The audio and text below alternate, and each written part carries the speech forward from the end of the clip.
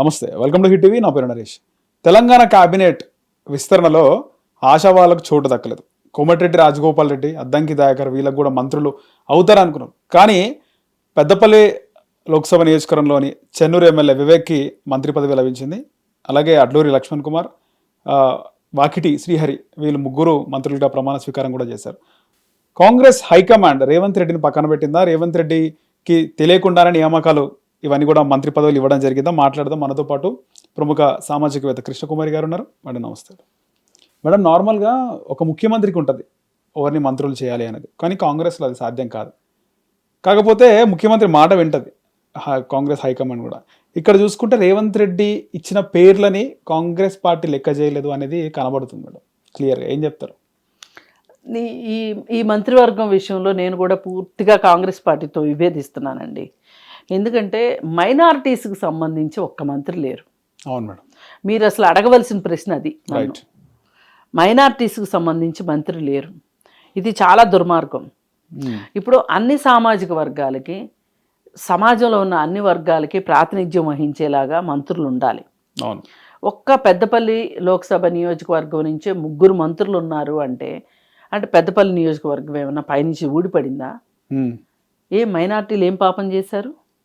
అలాగే ఎస్సీలు, ఎస్టీలు, బీసీలు అందరికీ సమాన ప్రాతినిధ్యం వహించేలాగా ఉండాలి కదా. మరి ఎందుకు అలా జరగలేదు? రాజగోపాల్ రెడ్డి గారికి రాలేదు అంటే నేను పెద్ద దాని గురించి బాధపడను. ఎందుకు అంటే వాళ్ళ అన్నే మినిస్టరు. ఒక కుటుంబం ఎన్నని ఇస్తారు? అద్దంకి దయాకర్కి రాలేదు, ఇది ఆలోచించాల్సిన విషయం. ఎందుకంటే ఆలోచించగలిగే స్థాయి ఉన్న వాళ్ళు మంత్రివర్గంలో ఉండాలి. అతను ఖచ్చితంగా అద్దంకి దయాకర్ గారు మంత్రివర్గంలో ఉంటే గనక ఆయన బాగా చదువుకున్న వ్యక్తి, కాస్త విద్యాశాఖ గనక ఆయనకి ఇచ్చున్నట్లయితే గనక దాని పట్ల ఆయనకి ఒక అవగాహన ఉంది, నిజానికి బాగుండుండేది. అతను ఎలాగో ఎమ్మెల్సీని చేశారు కదా, మినిస్టర్ని కూడా చేస్తే బాగుండుండేది. సరే, అది అవ్వలేదు. ఇప్పుడు ఎస్సీ సామాజిక వర్గానికి సంబంధించి ఒకళ్ళకి ఇచ్చినట్టున్నారు, ఇచ్చారు. కాబట్టి అక్కడ కొంచెం స్టెబిలైజ్ అయిందని అనుకుందాం. మీరు అన్నట్టు వాళ్ళిద్దరు కూడా ఒకే లోక్సభ నియోజకవర్గంలోని వాళ్ళు. ఎవరిద్దరు? Chennur MLA Vivek, Dharmapuri MLA Adluri Laxman Kumar. అదే, ఇద్దరు ఎస్సీలు. అదే పర్వాలేదు అనుకుందాం. మరి వాట్ అబౌట్ మైనారిటీస్ అండి? మైనారిటీస్ సంగతి ఏంటి? ఇప్పుడు ఇక్కడ ముస్లిం ఓటు ఎంత ఉంది? ఓటింగ్ శాతం చాలా ఉంది. మరి ఎందుకు ముస్లిం సామాజిక వర్గాన్ని పక్కన పెట్టారు? అంటే కొన్ని రేవంత్ రెడ్డికి తెలియకుండానే జరిగినాయి కాదండి. కాంగ్రెస్ అంటే రేవంత్ రెడ్డి, రేవంత్ రెడ్డి అంటే కాంగ్రెస్ కాదు కదా, రెండు ఒకటే కదా. అసలు కాంగ్రెస్ పార్టీకి ఈ దృష్టిలోపం ఉండటం, ఈ హస్వర దృష్టి ఉండటం ఎంతవరకు కరెక్టు? పోయినసారి కేసీఆర్ మహిళా మంత్రి లేకోకుండా మొదటిసారి గోల గోల గోల గోల చేస్తే చివరికి మహిళా మంత్రిని ఇచ్చారు.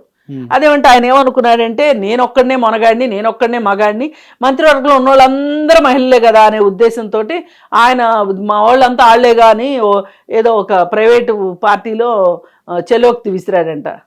అట్లాగే ఇప్పుడు వీళ్ళు కూడా అసలు మేమందరం మైనారిటీల కోసమే నడుం కట్టుకుని ఉన్నాము, ఇంకా మైనారిటీలకు మంత్రి పదవి ఇచ్చేది ఏంటి అని అనుకున్నారా? అసలు కాంగ్రెస్ పార్టీ ఇవాళ ఈ దేశంలో మైనారిటీలు ఈ మాత్రమైనా స్వేచ్ఛావాయువులు పీలుస్తున్నారు అంటే, మైనారిటీల జీవన స్థితిగతులు మారాయి అంటే కాంగ్రెస్ పార్టీ వల్లే జరిగింది. ఈ దశాబ్ద కాలంగా అంటే ఈ 11 సంవత్సరాల బీజేపీ దీంట్లో మైనారిటీలకు భయంకరమైన అన్యాయాలు జరిగినాయి దేశవ్యాప్తంగా. సరే, ఈ రాష్ట్రంలో కాంగ్రెస్ పార్టీ వచ్చినప్పుడు వచ్చిన కాంగ్రెస్ పార్టీకైనా ఆ పాత వాసన అయితే ఉండాలి కదా. ఏదో అంటారు కదా, ఇంకో గట్టిని గుడ్డే అంటారు కదా. మరి ఏమైపోయింది వీళ్ళ ఈ మైనారిటీ స్పృహ? ఏమైపోయింది వీళ్ళకి?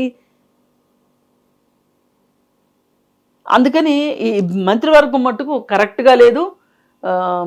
ఎఫెక్టివ్గా పనిచేయాలి అంటే అన్ని వర్గాల వాళ్ళని కలుపుకుపోయేటట్లు ఉండాలి.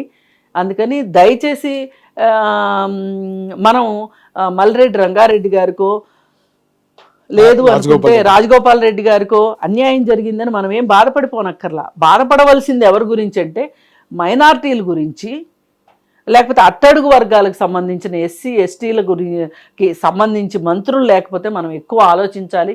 బీసీలు కూడా అసలు బీసీలు కూడా ఎక్కువ ఉంటారు తెలంగాణలో. బీసీల పర్సంటేజ్ కూడా చాలా ఎక్కువ. ఉమ్.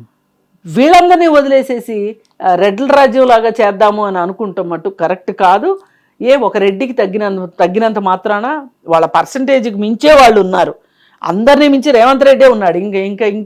ఇంకెవరు ఉండాలి? ఆయన ఉన్నాడు, కోమటిరెడ్డి వెంకటరెడ్డి ఉన్నారు, 2 రెడ్లు ఉన్నారు, చాలదా?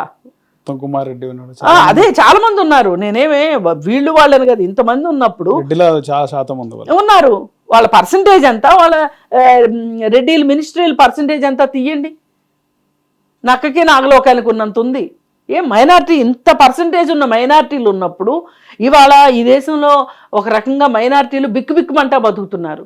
అలాంటి వాళ్ళకు ఒక జవసత్వం ఇచ్చినట్లయినా ఉంటుంది కదా, ఎందుకు ఇవ్వలేదు అని చెప్పి ఖచ్చితంగా మరెప్పుడో ఏదో చిటారు కొమ్మను మిఠాయి పట్లం ఊరిస్తుంది ఉన్నట్లుగా కాకుండా ఇప్పుడే వాళ్ళు సరిదిద్దుకొని ఒక మైనారిటీని మంత్రిని చేయాల్సిన అవసరం ఉంది అని చెప్పి నేను అభిప్రాయపడుతున్నా.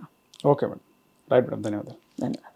ఎన్ని నిమిషాలు వచ్చింది? హిట్ టీవీ యాప్, ఇందులో short news, live news, entertainment shows, movies,